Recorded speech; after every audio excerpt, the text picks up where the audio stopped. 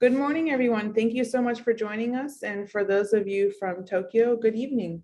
My name is Shanti Shoji, and I'm happy to welcome you to today's policy briefing, Key Takeaways from President Biden's Trip to Japan, featuring Ms. Katherine Monahan, Director of Office of Japanese Affairs, Bureau of East Asian and Pacific Affairs, the U.S. Department of State. Sasakawa Peace Foundation USA is a 501c3 organization dedicated to deepening the understanding of and strengthening the relationship between the U.S. and Japan for the benefit of a free and open international community. Our activities mainly focus on security and diplomacy through the engagement of exchanges, dialogue, analysis, publications, and networking. Today's event is being recorded and is on the record. A written recap and video will be posted on Sasakawa USA's website in the coming weeks. There will also be time for a Q&A following Ms. Monahan's remarks, and you can submit those questions at any time through the Q&A function you can find at the bottom of your Zoom screen. And I would like to now pass this over to Dr. Satohiro Akimoto, Chairman and President of Sasakawa Peace Foundation USA. Thank you, Shanti. I am Satohiro Akimoto, President and Chairman of Sasakawa Peace Foundation USA. Welcome to you all. Thank you very much for being with us this morning. I am delighted to have Ms. Katherine Monahan, Director of the Office of Japanese Affairs at the State Department, to talk about the U.S. Japan relations, particularly key takeaways from President Biden's trip to Japan. I would like to particularly thank Kemi that she is in a transition from State Department to White House National Security Council. So thank you very much. Japan has been a close ally of the United States for most of the post-war period to ensure national security of the two countries, maintain stability and the prosperity of the region, protect core political, economic, and social values which the United States and Japan share. While bilateral relationship between the two countries is strong, it is not static. It must be flexible and dynamic to meet challenges posed by changing international and domestic situations in respective country. A recent example is a leadership relationship. While Japan was exceptional among U.S. traditional allies to maintain a strong relationship with the United States under the Trump administration, the bilateral leadership relationship between the two countries has become more institutional rather than personal between President Joe Biden and Prime Minister Fumio Kishida. Additionally, the U.S.-Japan relationship under leadership of President Biden and Prime Minister Kishida is facing an increasingly dangerous world with Russian invasion of Ukraine and the Chinese assertiveness in claiming its national interest with various types of power and sometimes coercion. In short, while the bilateral relationship between the United States and Japan remains strong, it is necessary for the relationship to evolve to meet new and serious challenges together with other allies that are determined to defend liberal world order. I'm really grateful that Ms. Katherine Monahan agreed to talk to us. As I said, she is very busy in transition from the State Department to the White House National Security Council. She has a wealth of knowledge and experiences, both professional and personal, in Japan and the region. While her professional achievement and expertise are beyond the bilateral relationship between U.S. and Japan, she has significant exposure to Japan as a diplomat, a student at the Tokyo University, an analyst in the business enterprise, and a JET participant in Fukui. So I'm really looking forward to hear her remarks. Kemi, the floor is yours.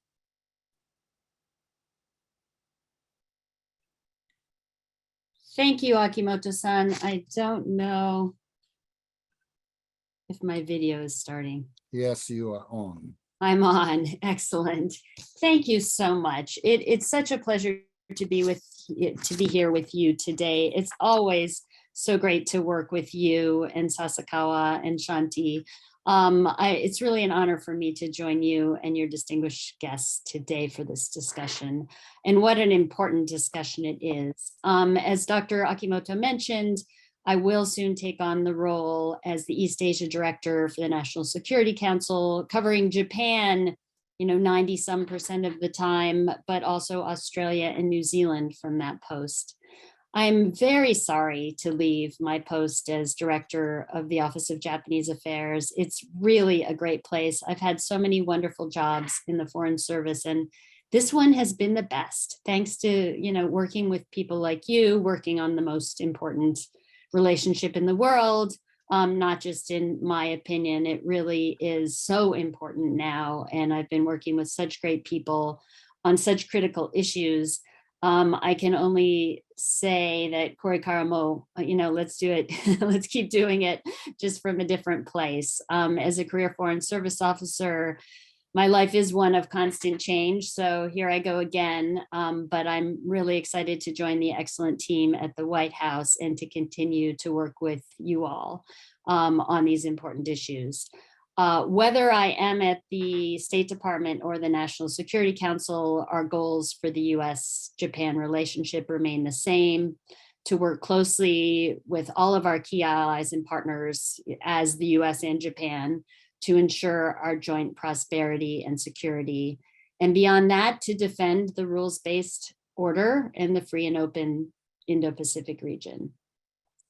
Before we go into Q&A, I'd like to take a few minutes to share our big picture view of the U.S.-Japan alliance and to recap President Biden's recent trip to Japan. Then I'll look forward to the questions and the question and answer period. And that's always the part that I enjoy the most, the interactive back and forth, and to hear from all of you what you're most interested in and answer any questions you have. So starting out on the U.S.-Japan alliance, it has served as the cornerstone for peace, security, and prosperity in the Indo-Pacific and across the world for 6 decades. As President Biden and Prime Minister Kishida affirmed in their May 23rd meeting in Tokyo, the U.S.-Japan partnership is stronger and deeper than any time in our history, in its history. Our leaders have also said in their virtual meeting back in January that the U.S.-Japan alliance has never been more important nor more necessary. I think we all know that.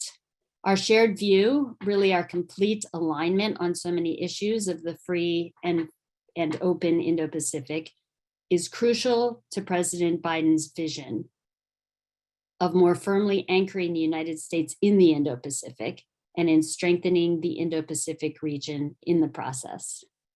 At the same time, as I'll discuss later, the partnership goes beyond Indo-Pacific and is truly global. At the Department of State and also at the White House, we're working to do 3 or 4 things. One is modernize the security alliance, and that means investing together in capabilities and doing what we need to make sure that the security of the Indo-Pacific and the world is assured. Secondly, what we're doing, and this is interesting, things have changed since when I was in Japan 10, 20 years ago, and our relationship was more bilateral. Now our relationship is clearly global, and we are partnering with Japan on global issues, and the Ukraine is a great example of that. I'll go into that in a minute. The third thing, and importantly for Sasakawa Foundation, strengthening people-to-people ties. That goes back to my history as a JET. It's the Mansfield program, it's the U.S.-Japan programs. People-to-people are the foundation of our relationship. And finally, and important to some of you, global economic security. So that'll get into our new economic 2+2, IPEF, countering economic coercion and malign influence. On the president's visit to Japan, he focused on these goals. And on a personal level, President Biden shares a truly warm relationship with Prime Minister Kishida. You can see that in the pictures. You see them go into a room at G7 or NATO, and it seems like they're magnets. They always go toward each other. I watch it on my TV in my office, and they're always just moving right to each other. They clearly like each other. You've seen this on display even in the photos. I don't know if you saw the photos of Prime Minister Kishida and Mrs. Kishida hosting the president for the traditional tea ceremony during the visit, but that was a really clear moment where they were connecting, and the president just loved that. Japan has a special place in President Biden's heart. While this was the president's first trip to Japan as president, he visited Japan before, specifically after the devastating Great East Japan earthquake in 2011. Then Vice President Biden traveled to Japan to assess needs and help with the recovery and Operation Tomodachi. In Tokyo on May 23rd, President Biden and Prime Minister Kishida affirmed the partnership between our two nations, which is stronger and deeper than any time in history. They affirmed the importance of the Indo-Pacific to global peace, security, and prosperity, and committed to respond to a challenging security environment. As global partners, the two of them affirmed that the rules-based international order is indivisible and that threats to international law and the free and fair economic order everywhere constitute a challenge to our values and interests everywhere. Our leaders also committed to deepen defense cooperation. President Biden strongly supported Prime Minister Kishida's determination to fundamentally reinforce Japan's defense capabilities, including through a substantial increase of the defense budget. And I'm happy to talk about any of these things more in the Q&A. They also discussed opportunities to further cooperate to secure our shared prosperity, including the planned ministerial level U.S. Japan Economic Policy Consultative Committee, also known as EPIC, or the Econ 2+2. That will happen this July, and more on that in a minute. In the sciences, there were a lot of things they talked about in the sciences. We're working together on so many fields. We're protecting and promoting critical technologies, space cooperation, cancer research together, overcoming the COVID-19 crisis and preventing future pandemics, climate change, nuclear energy collaboration, just to name a few. And you can see that all in the core fact sheet that was put out at the same time. There were actually 3 big statements from the visit. One was the joint statement of the two. One was the core fact sheet on the economic things we're doing together, what we've achieved and going to achieve. And finally, the climate fact sheet. So those are all things you can find online. I can send you links as well. Before continuing about President Biden's trip to Tokyo, I want to say a few words on the Economic Policy Consultative Committee, or EPIC. On January 21st, President Biden and Prime Minister Kishida took a major step forward in announcing EPIC to track and drive bilateral economic cooperation and to strengthen the rules-based economic order in the Indo-Pacific region and the world. President Biden, in announcing EPIC with the Japanese this year and the core Competitiveness and Resilience Partnership last year, has recognized the tremendous opportunities created by and the impact of the U.S. Japan alliance. Partnering with Japan at a high level to enforce and strengthen the rules-based economic order is pivotal to sustaining a free and open Indo-Pacific. To deliver the president's message, the State Department and Commerce Department hosted the inaugural vice ministerial meeting of EPIC on May 6th. I was the MC of that meeting, and it was a tremendous meeting. So many important issues were discussed, and we are so fully aligned. We discussed closer collaboration on the digital economy, supply chain resilience, export controls, and countering economic coercion, among other things. During their summit in Japan last month, President Biden and Prime Minister Kishida shared their intention to hold the first ministerial level EPIC meeting this July. While I can't share details right now, or I don't have any public details, about that meeting, I will say that President Biden and Prime Minister Kishida are determined that the United States and Japan will play an active role in addressing the most salient economic challenges of our time, and that EPIC is a key part of that. Returning to President Biden's trip, apart from the bilateral meetings, President Biden and Prime Minister Kishida and other regional leaders joined together for the official launch of the Indo-Pacific Economic Framework on May 24th. Together, the 13 launch partners and now 14 total partners represent about 40% of global GDP. 40% of global GDP. The fact that there's such a range and significant number of economies in on the launch reflects the far-reaching ambition of the framework, indicating that there is deep interest across the region in renewed U.S. economic leadership. This is important, and I'm happy to talk about it in the Q&A. IPEF is a 21st century economic arrangement intended to tackle 21st century economic challenges, ranging from setting the rules of the road for the digital economy to ensuring secure and resilient supply chains, to helping make the kinds of major investments necessary to clean energy infrastructure and clean energy transition, to raising standards for transparency, fair taxation, and anti-corruption. Finally, on May 24th, President Biden and Prime Minister Kishida, Indian Prime Minister Modi, and new Australian Prime Minister Albanese convened the Quad Leaders Summit to discuss progress on initiatives that the four nations have been working on for some time, including COVID-19 vaccine assistance, economic recovery from the pandemic, the impact of climate change, the provision of humanitarian assistance, ensuring maritime security, securing critical and emerging technologies, counterterrorism, infrastructure coordination, and countering foreign disinformation, among other topics, just a few things for the four of them. On May 24th, four leaders reaffirmed our commitment to a free and open Indo-Pacific that is inclusive and resilient.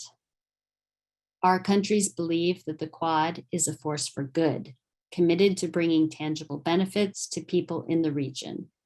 This is about democracy and free and open Indo-Pacific once again.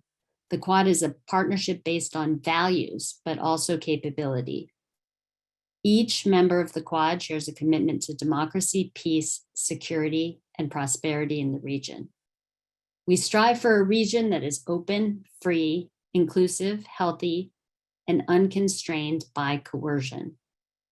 We support the rule of law, freedom of navigation and overflight, peaceful resolution of disputes, and territorial integrity. We all recognize ASEAN centrality as a main pillar of regional engagements. Our multilateral engagement with Japan points to something else too, that Japan is much more than a regional partner. Today, we all acknowledge Japan's position as a truly global leader, working in lockstep with the United States and other democracies. Since President Putin ordered the recent invasion of Ukraine, Japan's solidarity with the people of Ukraine has been crystal clear. From implementing strong sanctions against Russia to welcoming those fleeing Ukraine. Under Prime Minister Kishida's leadership, Japan has stood shoulder to shoulder with the world and with the brave Ukrainians defending their independence and sovereignty from Russia's brutal assault.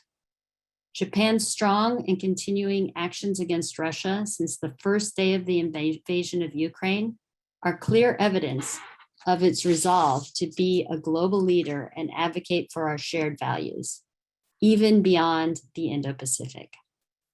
That's also being reflected right now as Prime Minister Kishida is in Europe and heading for the NATO meetings, and also at the G7.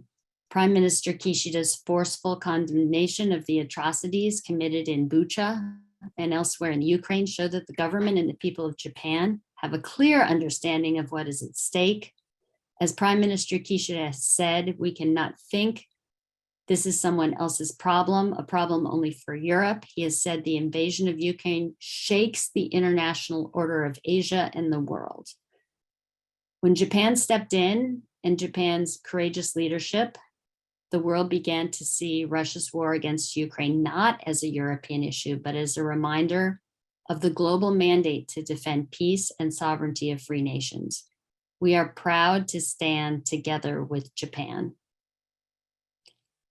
All of this unprecedented cooperation is possible thanks to the substantial reserve of goodwill created by the close grassroots ties between the United States and Japanese people, created at events like this one, and by organizations like the Sasakawa Peace Foundation USA. There are more than 29,000 alumni of US government-supported exchange programs between the United States and Japan. That's a lot. Creating lasting people-to-people ties that help the US-Japan alliance thrive and grow.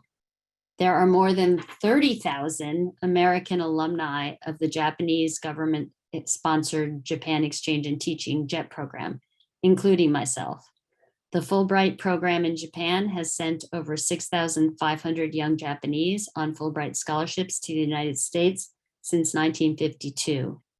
There are also 37 US-based Japan-America societies, many of which are sustained by the close business ties between the United States and Japan. And the United States and Japan also share more sister city relationships with each other than any other country. And Ambassador Emmanuel will talk about the Chicago-Osaka sister city relationship he's very proud of.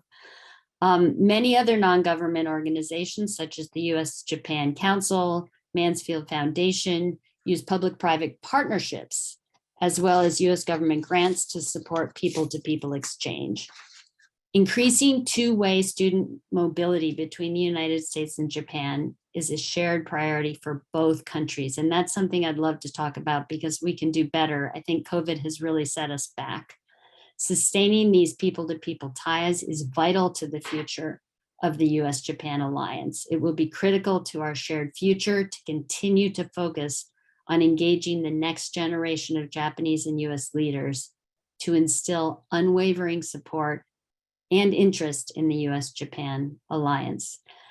I think I've done enough talking. With that, I'd like to thank you for your attention, Dr. Akimoto and everyone. I look forward to our discussion. One last thing just to add, we can never take this relationship for granted. It is definitely at a high point. It is strong, it is deep, we have shared values, but we always have to keep working it. And there's always chances for malign influences to try to come between us. So we need to think out of the box. We can never get comfortable.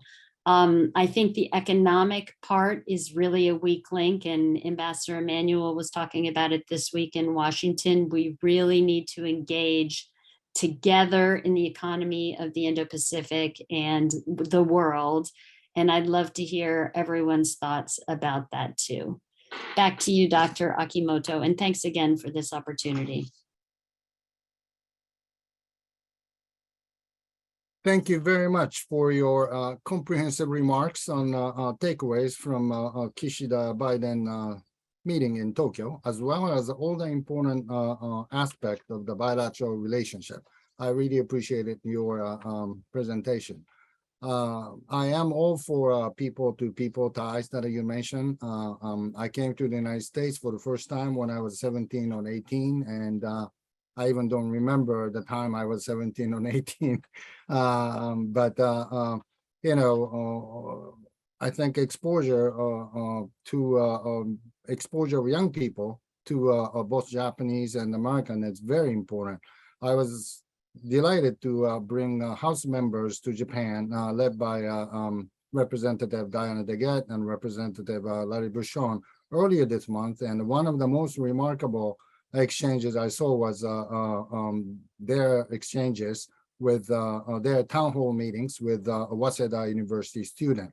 Many of them said that they like to come to the United States and study, and I hope that we'll be able to support those who would like to come to the United States, because Japan is the only country, if I understand correctly, that a number of students in the United States has been decreasing significantly, and that will certainly award some sign between the two countries. So thank you very much, and if I may, I would like to ask you a little bit about business side of a relationship, and thank you very much for touching upon IPEF and other aspect of economic relationship.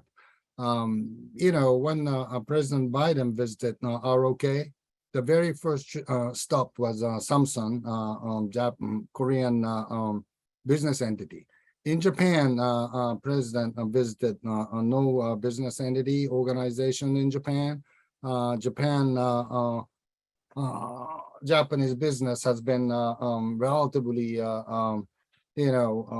static compared to a dynamic growth period of the 60s and 70s, which is only natural. But what are the business sectors that United States think important in Japan in terms of achieving strategic goals between the two countries?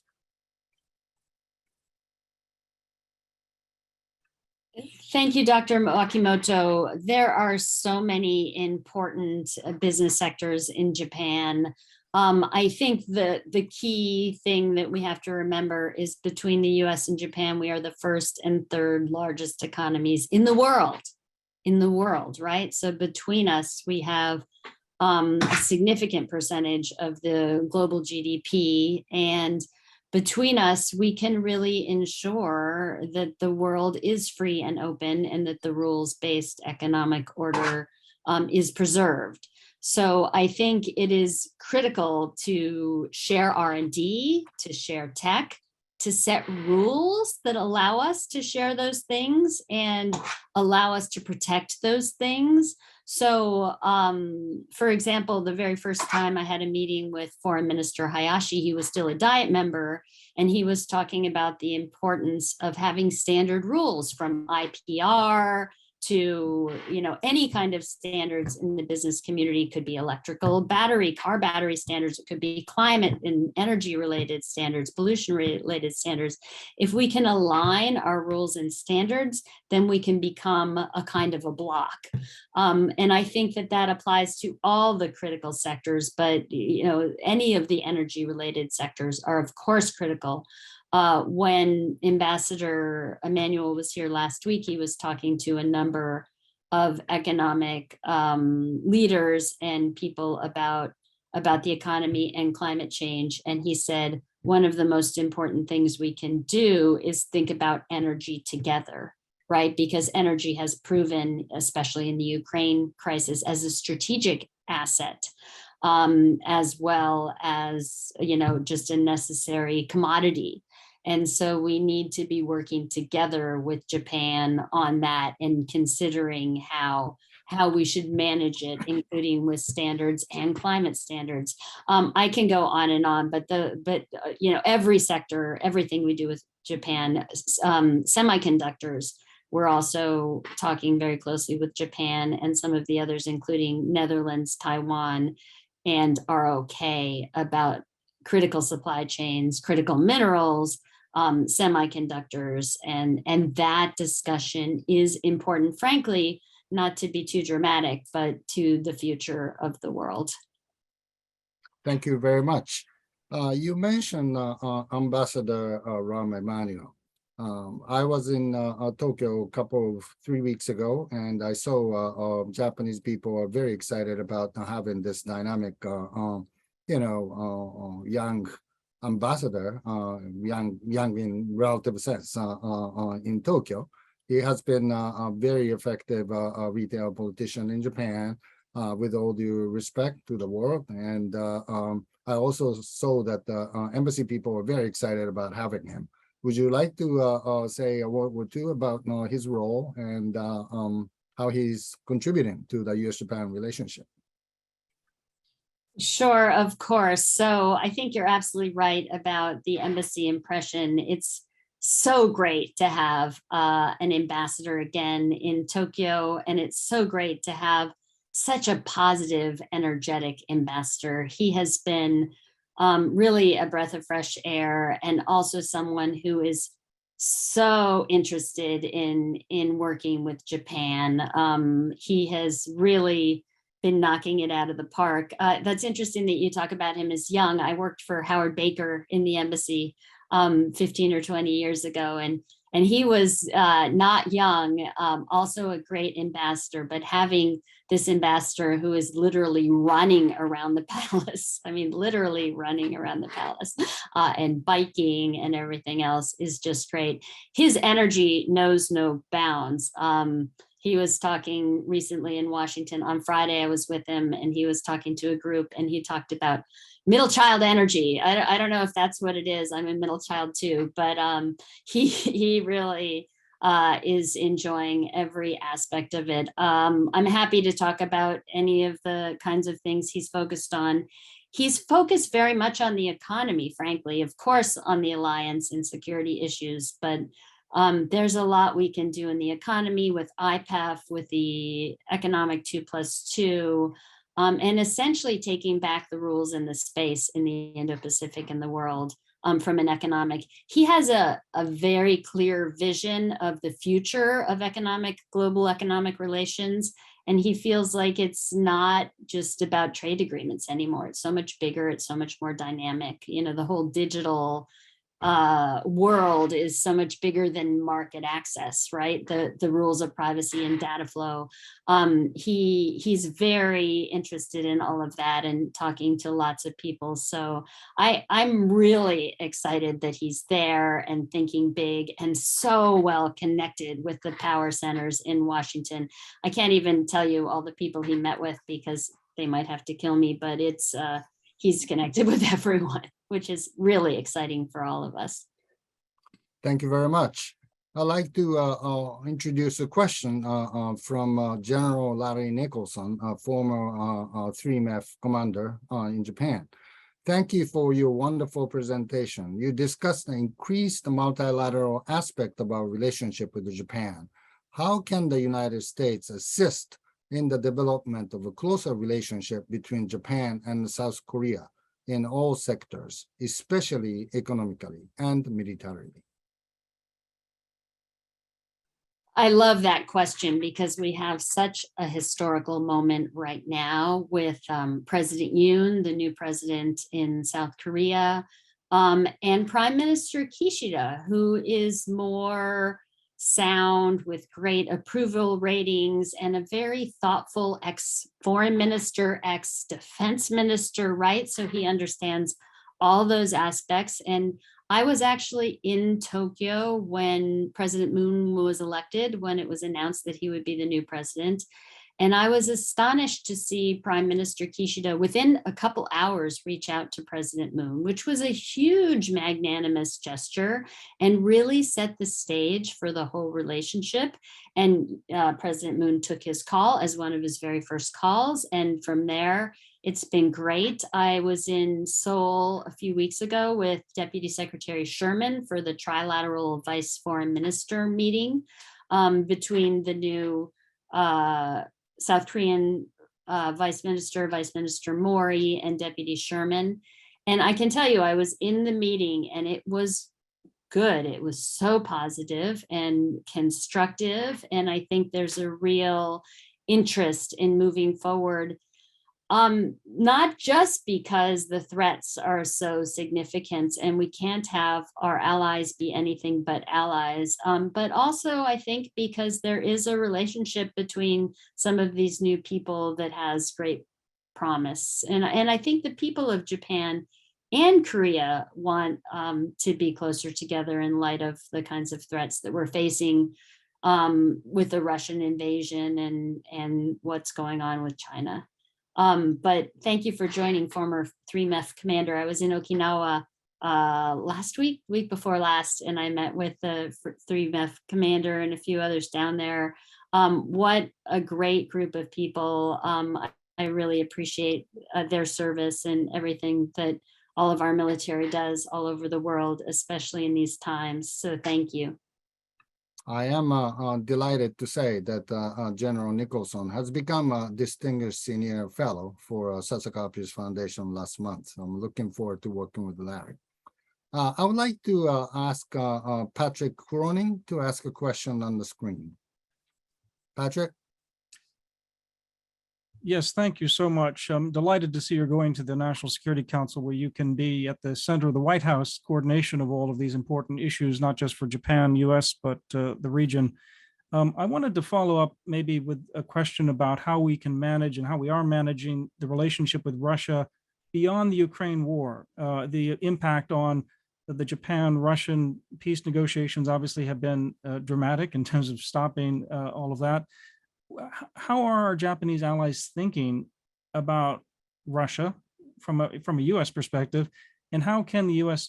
effectively engage so that we're helping, whether it's the military exercises that Russia's engaging in and stepped up and around Japan to harass Japan, the sanctions they're imposing on Japan? What else can we do, practically speaking? You mentioned energy, so there are a lot of issues that intersect the Russian issue, but I'll shut up and listen to you. Thank you. If I had the answer to that question, maybe I'd be president. That's a tough one. I think the evolution of Japan's relationship with Russia since the Abe administration until now, and the dramatic shift with the invasion of Ukraine, has been really telling. I think the world is seeing that there is a moment where we can choose democracy or autocracy, and one of the things that was interesting to me was the UN resolution against Russia right after the invasion. And if you look at the lists of countries who joined the resolution with the US and Japan to condemn Russia's action, and the list of countries that actually voted against it, and then those countries that abstained, you see a really good picture of where we are in the world. And I'm the last one to tell you that we should be in a bipolar world, us against them, not at all. But if you see that, you see what the challenges are for diplomacy today. And it's those middle countries, and some of them, especially in Asia, are very interesting. The ASEAN countries that may be sitting, between the two camps and trying to figure out what's best for their people. Which is not focusing specifically on Russia, but sort of the larger geopolitical, including Russia and China. I think Russia is very interesting right now because of the energy issue, as you brought up.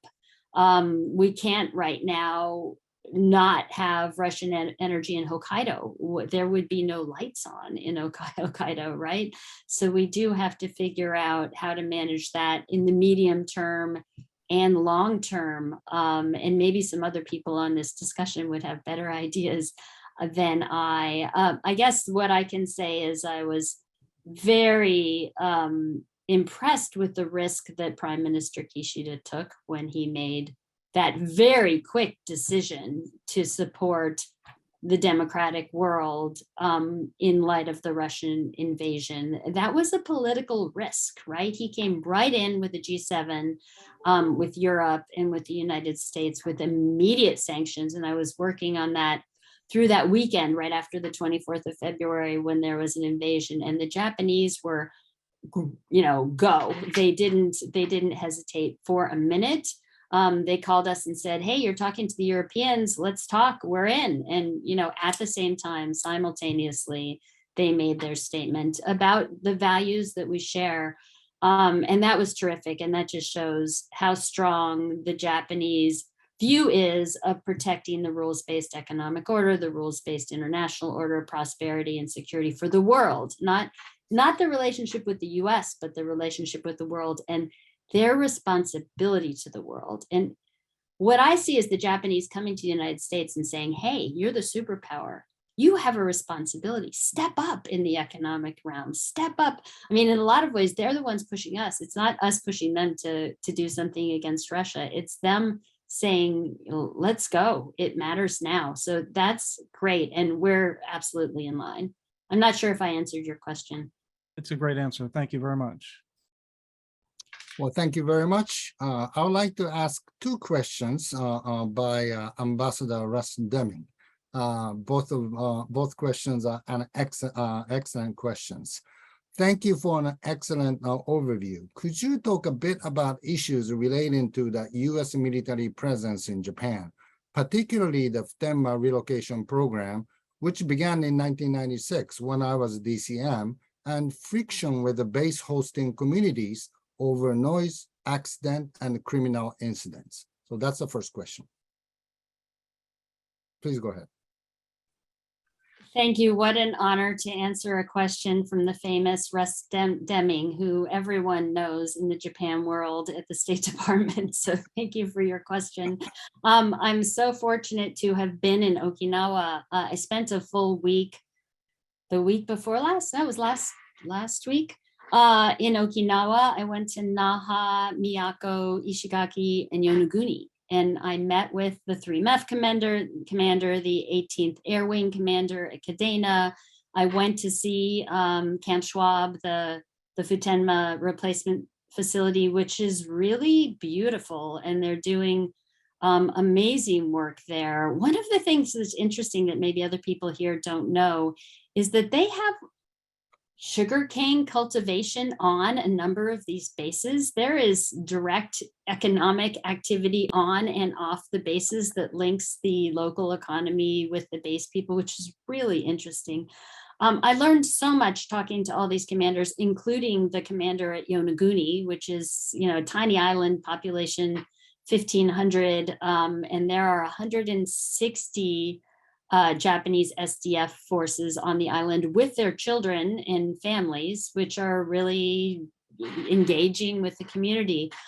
So I learned that it's not, there isn't as much friction as maybe there has been in the past, including when you were there. It seems that the economic engagement is stronger.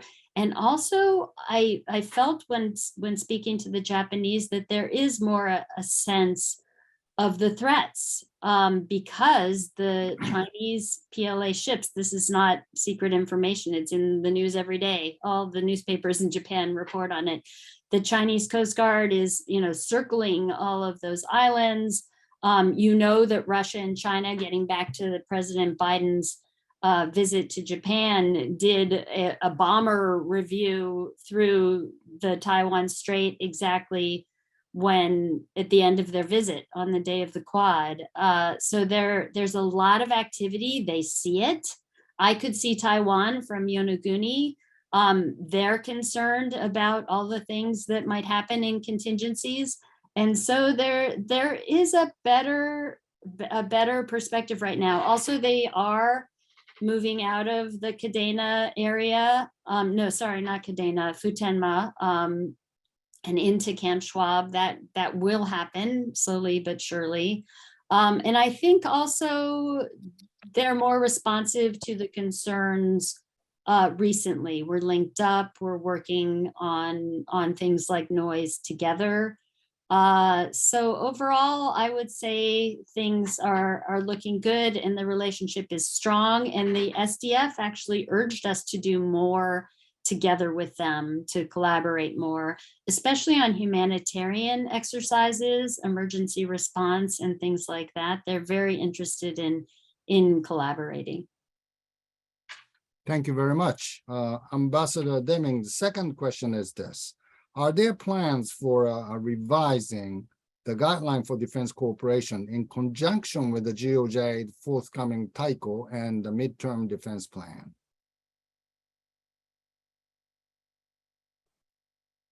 So I don't know about any plans for revising the guideline. I do know that we are working very closely with the Japanese on their 3 strategic documents that they are drafting right now. And literally it is end of June now. They're expecting to have some drafts next month before and after their elections.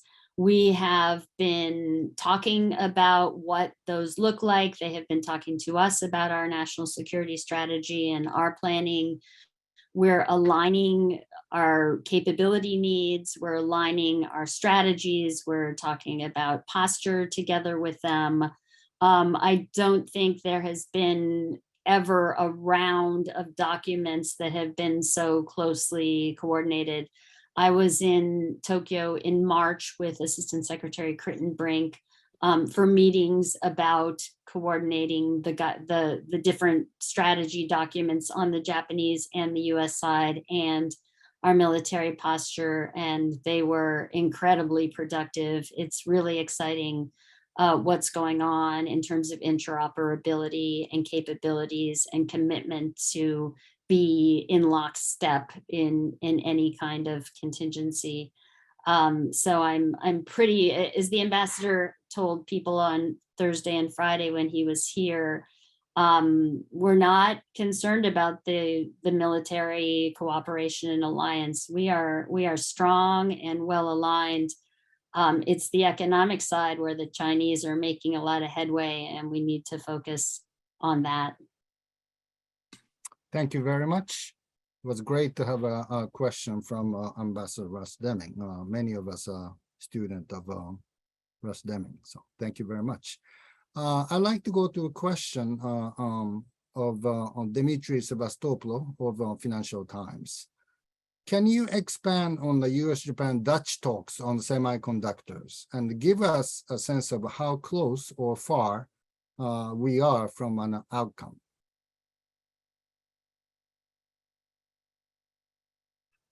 Thank you for that question. I have to say that the State Department is very engaged on that. We have a separate bureau called ISN, and I know that they're focused on that issue. I'm sorry, I don't have anything to share on progress on that. I know that there's goodwill on all sides to work together to have something productive come out of it.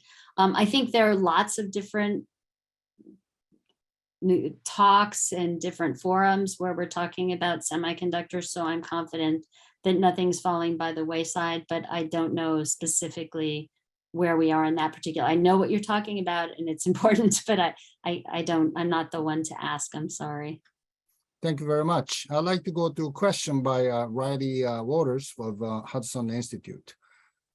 Thank you very much for your remarks. My question is this: is it important, or how important it is for the Biden administration that Japan create an equivalent security clearance system? So when you say an equivalent security clearance system, are you talking about for government workers to be cleared into the job? I guess if that's the question, we do have something called the BISC, which is an ongoing discussion with the Japanese about these kinds of best practices, which I think is really important for reasons that we all would understand. One of the things I'm doing this week is going through my transfer of security clearance, even going from state to the NSC. One would think that it would be more or less the same, but in fact, we even clear each other moving, 3 blocks down the street. It's important, obviously. You can't underestimate, especially now with all of the crazy cyber capabilities and hacking and everything that can go wrong, and you just never know.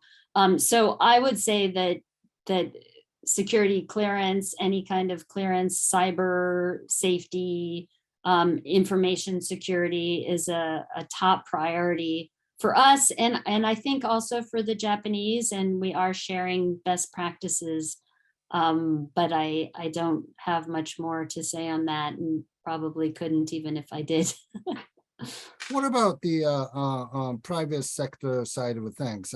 I have a feeling that this question is relating to new economic security that Japan has been discussing, and they just adopted economic security promotion law. And one of the elements that is missing is, and they are going to work on it, is security clearance for private sector people. Thank you for that. I think that the new economic security law that the Japanese just put forward is one of the most important things that's happened recently on the economic realm.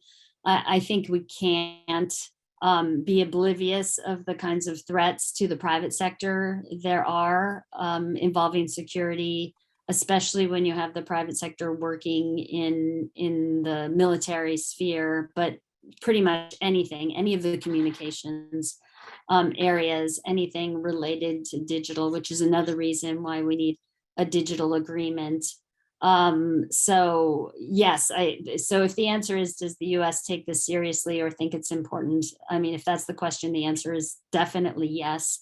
One of the things I'm excited about going over to the NSC is the fact that the Deputy National Security Advisor, Ann Neuberger, is such a pro at these kinds of things. And I know she's engaged with Japan and the world on cybersecurity and other security related to the private sector as well as the public sector. We're really lucky to have her. And I think that her engagement with Japan is always helpful. I think the Japanese know a lot about these things too. So we learn from each other. It's important. Thank you very much. I'd like to invite Mr. Jim Schoff to ask a question. Jim is, of course, a Senior Director of Sasakawa Peace Foundation USA. Jim?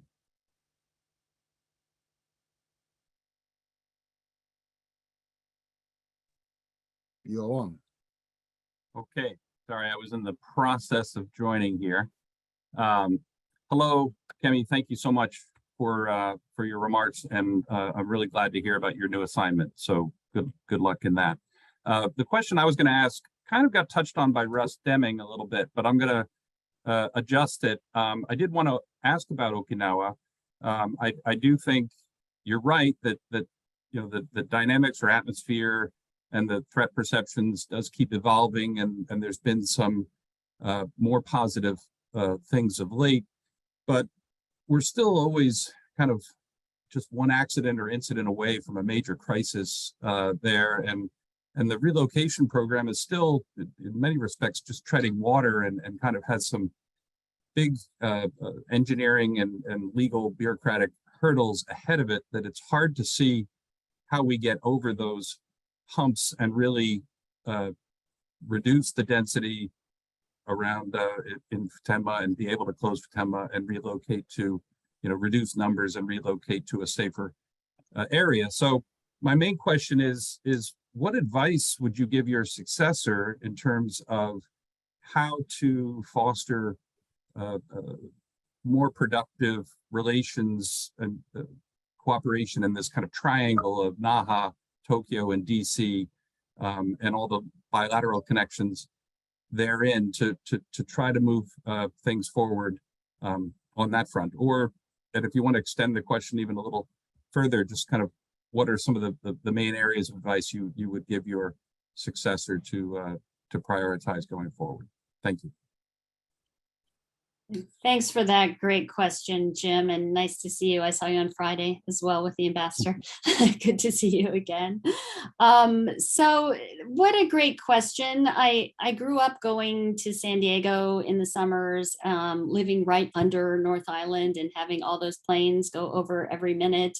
I grew up with the excitement of seeing those planes and thinking, wow, those are our pilots going out to keep us safe. This is great. And I never for a second worried about the noise because that was just part of life there. And the whole community was involved with the embassy, with the bases and all of those things. So I come with that perspective, and then I go to Okinawa and I know the history, and the history is everything, right? It's all about the history. So we have a history with Japan that goes back a long time, but World War II is not forgotten in Okinawa. And it was a terrible time, and it left scars that are impossible to heal. And it's devastating for all of us in the relationship. And with that kind of history with Japan, we have to keep that in mind at all time when we're talking about why anything big or little affects the community and makes an impression that's not, oh, they're keeping us safe. It's, oh, can we trust them? So we have a huge historical background to work as we move forward, and we've come a huge way, but there's so many more scars to heal. And that's where we are. So we go in with humility and we talk about what we can do together. And we think about what threats we're facing together and how to help the people of Okinawa and the world and Japan and the US. What we'd ultimately like to do is shift from the idea of the burden of the bases to the benefit of the bases, right? To make it a mutual benefit for Japanese people, Okinawan people. I think the economic integration, employing more people on the bases in Okinawa is important. Having people, be able to use the facilities, come to festivals, use the gyms, cultivate sugarcane on the bases, all helps people understand that we're all humans and that we care about each other. Those are the kind of things that are happening. I think the people on the ground. Another thing I'll mention, when I talk to the commanders and others on the bases in Okinawa, 201, they loved it there. They loved Japan. They loved Japan food. They loved the communities. Half of them were living in the communities. Their kids were engaging with the communities. And most of them had done 2 or 3 tours in Okinawa. And they had come thinking it's a long way from home. I don't know if I'll be comfortable there. And then they kept coming back. They're dedicated to those communities. And I hope that word gets out.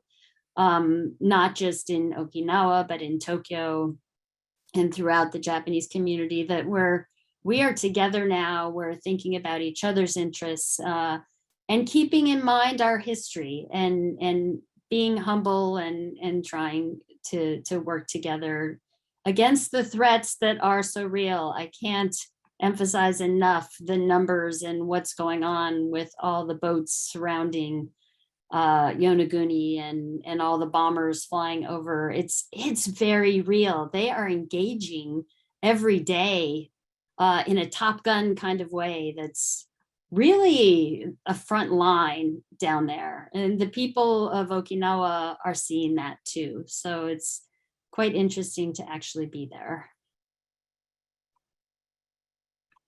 Thank you very much.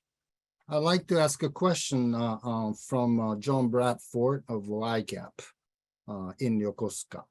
In 2015, an Obama-Abe statement committed to coordinated maritime security capacity building project. The April 2019 2+2 gave a sort of a roadmap for this. However, it has been difficult to see many concrete completed activities since then, perhaps because of the pandemic. Are there specific activities we can look forward to in the near future?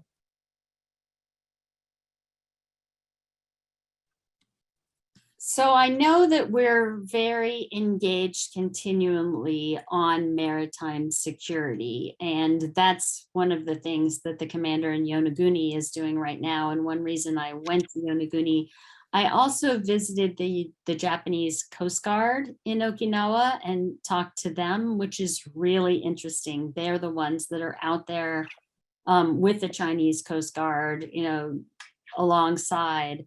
There's a lot going on between our military and the Japanese military, as well as the Japanese Coast Guard and our Coast Guard, which, by the way, is not military. Very interesting. They go in their own silos, but doing similar things and communicating.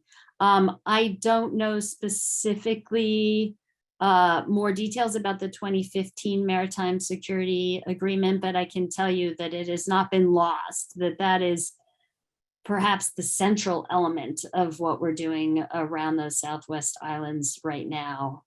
So I'll bring that back. Thanks. Thank you very much. I'd like to invite Mr. Okoshi, Bureau Chief of Nikkei in Washington. Mr. Okoshi.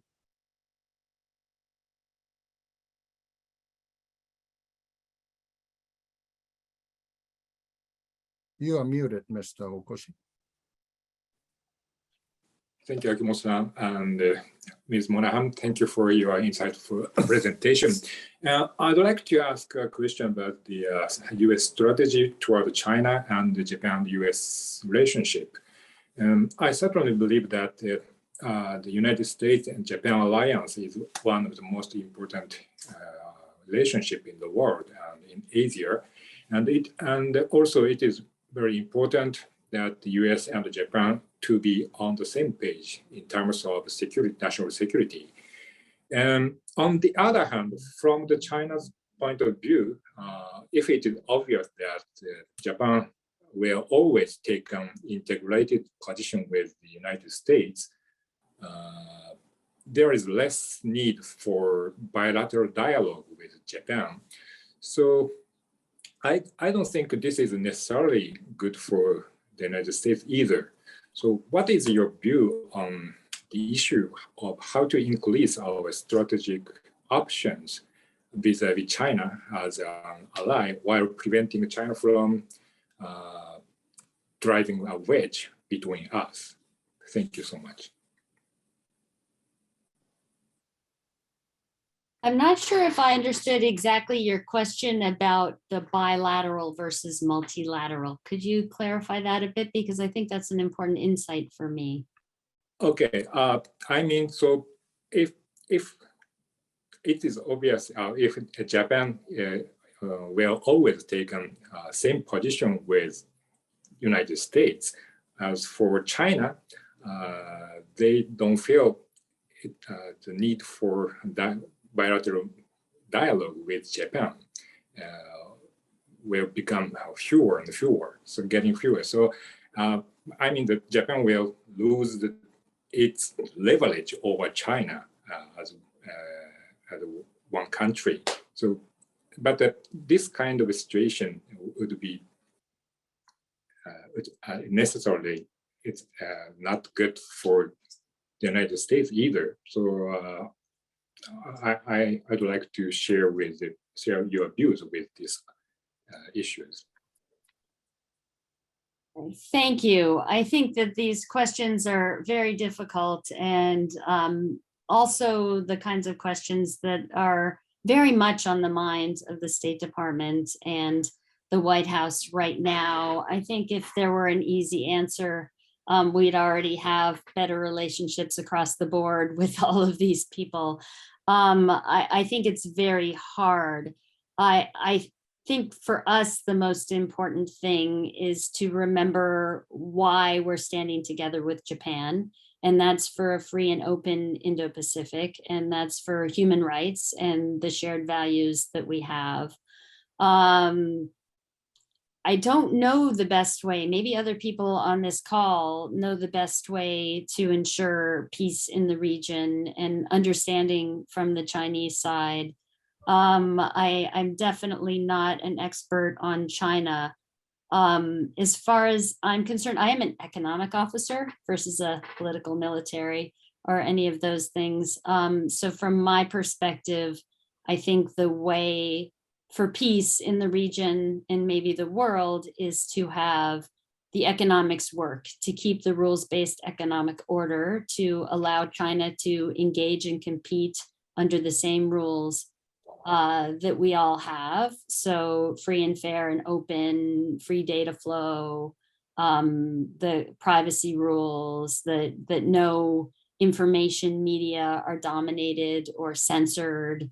These kinds of things that are the basis of democracy. If we can get some economic community around Southeast Asia, and the Chinese will join and apply the rules that are free and fair to everyone, that's I think that's the way to do it. I don't know about the political posturing. I just hope that we're able to sustain the peace. I'm sorry if that's too simple an answer. I would love to hear your thoughts on what we should be doing.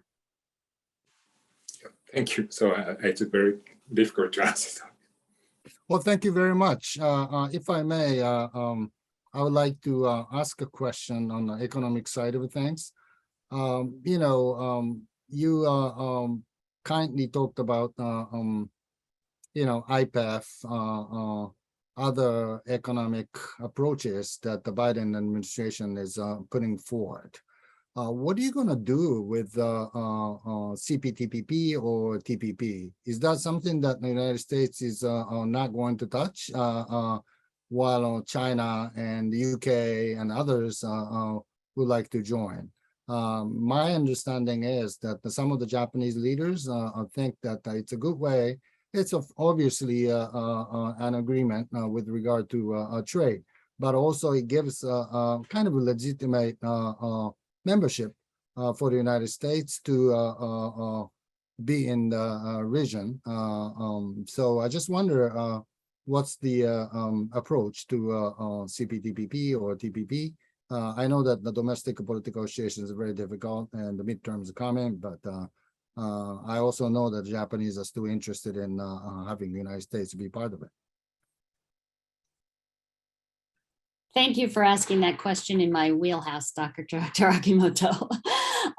So first, I'd like to say that IPEF is really an important thing. And I think it's in part thanks to the Japanese influence that we have an IPEF at all.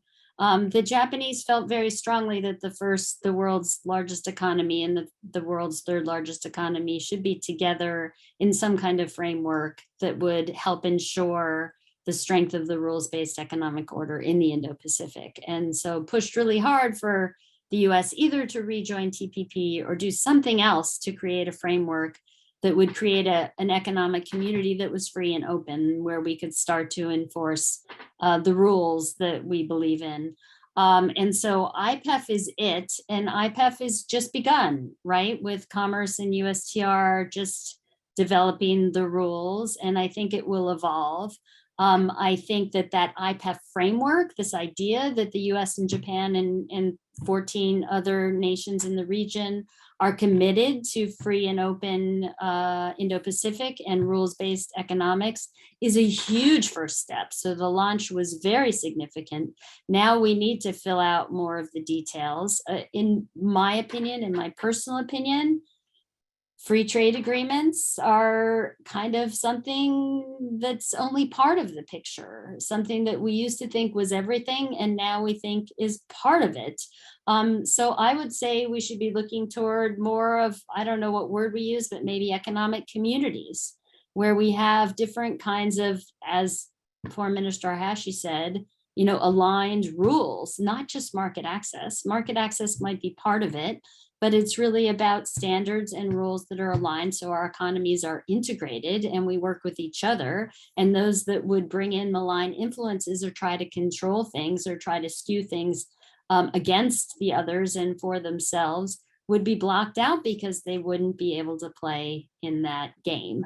So those kinds of economic communities, I think, are what we're looking at worldwide, and IPEF can be the start of that.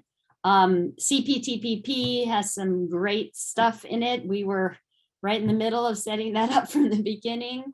I think the world economic situation has evolved since then, and we're evolving with it. But we welcome all the input from everyone on this call, and we would love to send us papers, send us information, send us what you think about a regional digital agreement, for example. Send us what you think about what energy looks like as a strategic asset. I'd also love to hear something Ambassador Emanuel was talking about. How do we enforce these rules? How do we enforce the IPR rules? If we can't enforce them, as he said, we look like punks. That's Ambassador Emanuel, not me. We need Americans to understand that we're strong and we have rules and we enforce them. So how do we do that? And, not just Americans, Chinese and others should see we have rules and they're strong and we enforce them. So that's the thought under IPEF. And one of the things I'll do over at the NSC is try to work that for Asia. Thank you very much. Couple of people, including Mr. Ryo Kiyomiya of Asahi newspaper, asked a question about U.S.-Japan ROK relationship.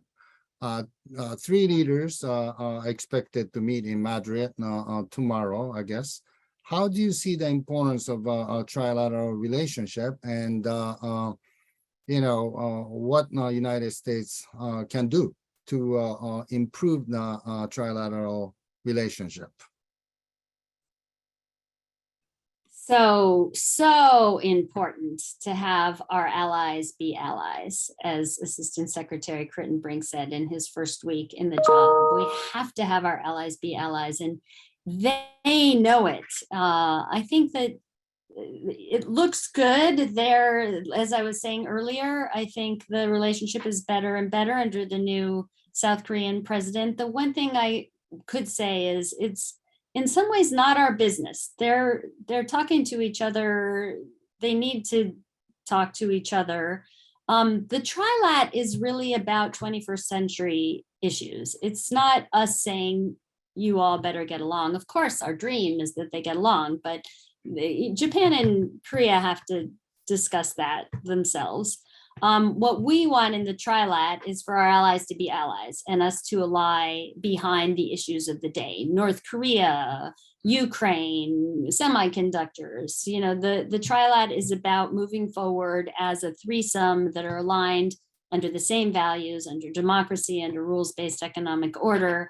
And there's a huge value there. And that's what we talked about in Seoul with Deputy Secretary Sherman. That's what they'll talk about in Madrid. And it's so positive that we're meeting trilaterally at all levels, at the presidential level, at the foreign minister level, at the vice foreign minister level. And the interesting thing is the people of Japan and the people of Korea are also doing this, right, with the US, the manga culture and the K-pop culture and the food going back and forth. And we see, you know, a lot of integrating there too between the three of us. So I think that bodes well. Thank you very much. I would like to ask one last question as we have a few minutes left. We've been focusing on the U.S. Japan relationship, rightly so, in accordance with the subtitle of this your remarks. Having said that, on a very important area in the Indo-Pacific with the Southeast Asian countries, President Biden had this special summit with Southeast Asian country leaders a month ago. In terms of trade, there is RCEP, obviously, and you know, China, Japan, major Asian countries strongly, firmly engaging in RCEP. What is how? Sorry about my ignorance, but how IPEF relates to Southeast Asian countries in terms of a big picture of things? So I really think that IPEF is our first step to engage more deeply in the Indo-Pacific on economic. And you know, it has the 4 pillars. It's a framework. Framework is in the name. To try to dig in on the 4 pillars that we believe are the most important for engaging. At the ASEAN summit, we had lots of good discussions here in Washington, D.C. about these things. I think that the countries of Southeast Asia are very interested in engaging, you know, internationally with us, helping their economies, helping their people, and how that will happen. They're very interested in infrastructure cooperation, from ports to roads. We're talking about how to engage more and more, which I think is really exciting. I'll also mention that we have a new Southeast Asia dialogue now with Japan, specifically for the world's first and third largest economies, to talk about how we can respond to the kinds of requests we got during the ASEAN summit, how we can support ASEAN centrality, how we can work closer together at the request of the ASEAN countries to really better ally economically as well as strategically. So that's, I think that especially coming out of the summit, there's a very good news story, and the relationships are stronger and stronger. And there's a lot we can do with Japan as a block between the two of us to work with the ASEAN countries. Well, thank you very much. Thank you very much for being so generous with your time, particularly when you're making an important transition from State Department to National Security Council. And I really appreciated your candid, very open, attitude toward the discussion. And we learned a lot from this. And so I just wanted to thank you. And also, I also wanted to say that how lucky we are to have you working in U.S. Japan, U.S. Asia relationship. And I wish you all the best in your position and in your new position, and continue to wish to continue to work with you. So thank you very much, and best of luck. And you have a final word if you like to. Thank you so much, Dr. Akimoto. It's always such a pleasure to join you and your very distinguished guests. I learn more than they do, I'm sure. This kind of support, especially from the Sasakawa Foundation, from the first day that I took the job as director for the Office of Japanese Affairs, has been incredibly valuable for me. I have learned so much from you and your constituency, and I just ask that you all continue to support me and give me the advice I need as I move forward into the NSC. And I will always be committed to the U.S.-Japan relationship, as all of you are. I know it's a life dedication for so many of you, including Ambassador Deming, and that is so appreciated. We remember all that everyone has done for so many years, and we try to carry it forward. So thank you for giving me this opportunity. Thank you very much. So thank you very much, everyone, for joining. And you're going to be super busy, Kemi, in your new position, but we're going to invite you back when you have time. So thank you very much. Good luck. Bye-bye.